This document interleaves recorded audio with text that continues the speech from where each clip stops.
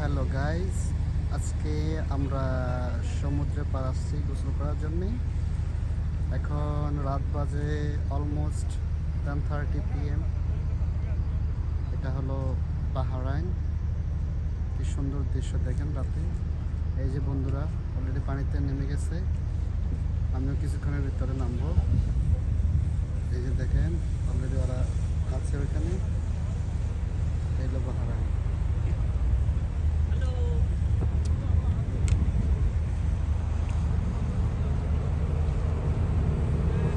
আমাকে ধরো না।